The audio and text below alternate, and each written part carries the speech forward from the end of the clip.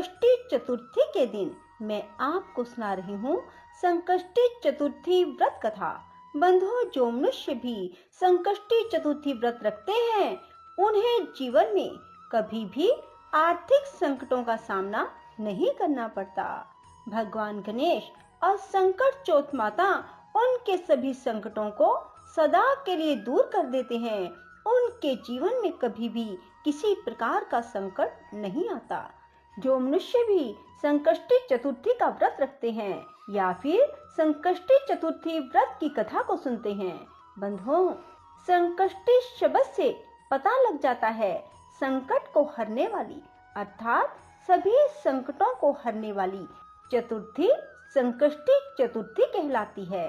भगवान गणेश मनुष्य के सभी संकटों को दूर करने वाले हैं। कृष्ण पक्ष में आने वाली चतुर्थी को संकष्टी चतुर्थी कहा जाता है। आज संकष्टी चतुर्थी भगवान गणेश और चौथ माता को समर्पित है। जो मनुष्य भी संकष्टी चतुर्थी की व्रत कथा को सुनेंगे उनके सभी संकट सदा के लिए दूर होंगे। उनके जीवन में कभी भी धन की कमी नहीं रहेगी। बंधुओं, पूर्ण भाव सच्ची निष्ठा के बुढ़िया का चौथ माता का व्रत था और बुढ़िया चौथ की कहानी सुनने का व्रत और नियम करती थी। व्रत के दिन 5 लड्डू बनाती, 2 चौथ के विनायक के और एक अपना। इस तरह नियम पालन करने से वह मोटी होती जा रही थी। आस पड़ोस की महिलाएं इस बात से जलती थी। उन्होंने बुढ़िया के लड़के को बहकाया। लड़के ने सोचा, मैं तो सारे दिन मेहनत करके सूखी रोटी खाता हूँ और मेरी माँ घर बैठे बैठे लड्डू खाकर मोटी होती जा रही है। इसी सोच के कारण वह एक दिन गाय चराने नहीं गया और छुप कर बैठ गया।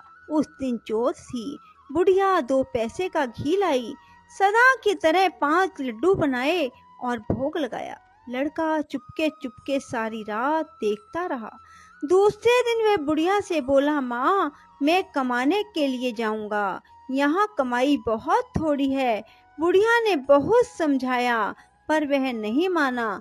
तो बुढ़िया ने कहा, ठीक है, जैसे तुम्हारी मर्जी, चले जाओ।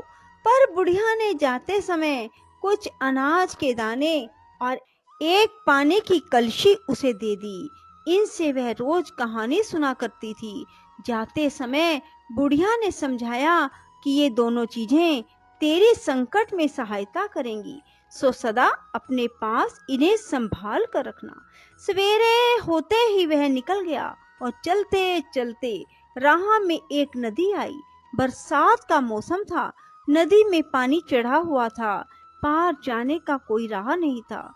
बड़ा दुखी हुआ। बुढ़िया की बात याद करके उसने हाथ में अनाज के दाने लिए और विनती की, हे चौथ माता, मेरी माँ मेरे लिए ही तेरा व्रत करती थी, तो बहता पानी कम हो जाए और मुझे पार जाने का राह मिल जाए। इतना कहकर कलश में से पानी लेकर छींटे दिए। राह मिल गया। लड़का पार हो गया। आगे जंगल में पहुंचा तो एक शेर मिला। लड़के के होश उड़ गए। उसने झट अनाज के दाने हाथ में लिए और विनती की, हे चौथ माता, अगर मेरी माँ ने मेरे लिए व्रत किए हैं तो यह सिंह गाय बन जाए। पानी के छींटे देते ही शेर गाय बन गया और चरने लगा। लड़का आगे निकल आया। सांझ होते होते एक गांव में जा पहुंचा। गांव में घुसते ही एक बुढ़िया का घर आया। अंदर जाकर बुढ़िया से रात बिताने के लिए जगह मांगी। बुढ़िया ने दया करके हाँ भर ली। वह ठहर गया। रात को उसने देखा बुढ़िया माल पुए बनाती जा रही है और रोती जा रही है। लड़के ने अचंभा किया। बुढ़िया ने बताया, बेटा, यहाँ का राजा छठे महीने एक पकवान पकाता है और पकने के लिए हर बार एक आदमी की बलि दी जाती है। उसका नियम यह है कि बारी बारी हर घर का एक आदमी लिया जाता है। आज मेरे 7वें लड़के की बारी है। उसको आज मालपुए खिलाऊंगी। सुबह होते ही राजा का बुलावा आ जाएगा। लड़के ने कहा, माँ चिंता मत कर, कल तेरे लड़के के बदले मैं जाऊंगा। बुढ़िया ने कहा, दूसरे के बदले कौन मरता है, मैं तुझे क्यों भेजूं? लड़के ने कहा, नहीं मैं जाऊंगा, ला मालपुए मुझे खिला दे। बुढ़िया ने मालपुए खिला दिए, लड़का खाकर सो गया। सुबह होते ही राजा का सिपाही आया। बुढ़िया ने उसे लड़के को उठाने के लिए बर्तनों की आवाज की और बड़बड़ाना शुरू किया। लड़के की आंख खुली, बात समझ गया और जाने के लिए तैयार हो गया। जाते वक्त उसने अपनी लाठी और कंबल बुढ़िया को संभलाई, कहा, मैं आकर ले जाऊंगा। बुढ़िया ने कहा, मैं संभाल कर तो रख दूंगी, पर मैंने तो गए हुए को आज तक वापिस आते नहीं देखा। पर यदि तुम विश्वास रखते हो तो ठीक है, भगवान तुम्हारी रक्षा करे। लड़का चला गया। जगह पर जाकर लड़के ने देवताओं को याद किया और अनाज के दाने निकालकर पानी की घंटी ली और चौथ विनायक को याद करके अपने चारों तरफ देखा और एक चौकी पर बैठ गया। कजावा चिनकर आग लगा दी गई।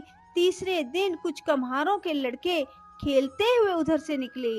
उनके हाथ में से एक पत्थर का टुकड़ा उछलकर कजावे पर जा पड़ा।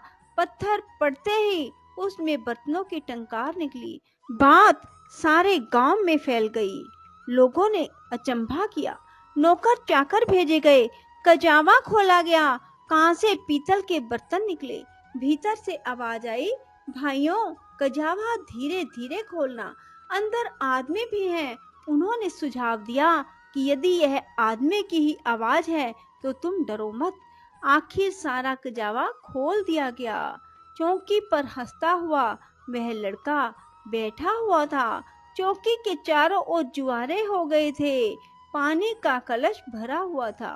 राजा के पास लड़के को लाया गया। राजा ने सारा किस्सा सुनना चाहा।